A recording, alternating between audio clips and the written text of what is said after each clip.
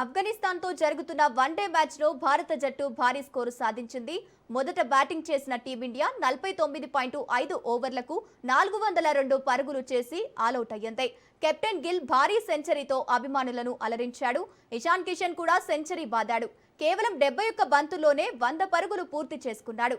ఈ క్రమంలో ఆఫ్ఘనిస్తాన్ మీద వన్డేల్లో ఫాస్టెస్ట్ సెంచరీ సాధించడంతో రెండో భారత బ్యాటర్గా ఇషాన్ కిషన్ నిలిచారు.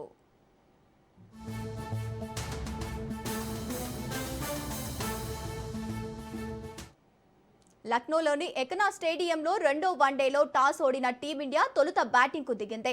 ఓపెనర్లలో యశస్వి జైస్వాల్ 4 పరుగులకే విఫలం కాగా రోహిత్ శర్మ అర్ధశతకానికి 2 పరుగుల దూరంలో ఆగిపోయాడు. 48 పరుగుల వ్యక్తిగత స్కోరు వద్ద రషీద్ ఖాన్ బౌలింగ్లో బౌల్డ్ అయ్యి పెవిలియన్గా చేరారు. వన్ డౌన్లో వచ్చిన కెప్టెన్ శుభ్మన్ గిల్ 4వ నంబర్ బ్యాటర్గా ఇషాన్ కిషన్ మెరుపు ఇన్నింగ్స్ ఆడాడు.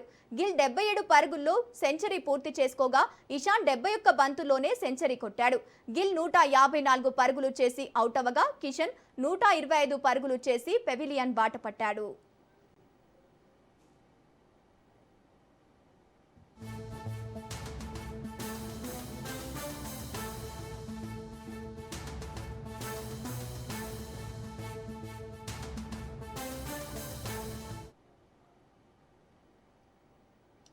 టీమిండియా కెప్టెన్ శుభ్మన్ గిల్ అరుదైన రికార్డు సృష్టించాడు.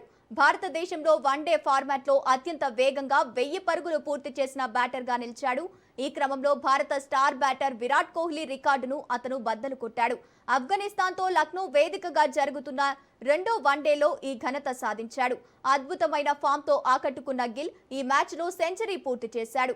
ఈ మ్యాచ్లో రోహిత్ శర్మ కూడా మరో మైలురాయిని అందుకున్నాడు.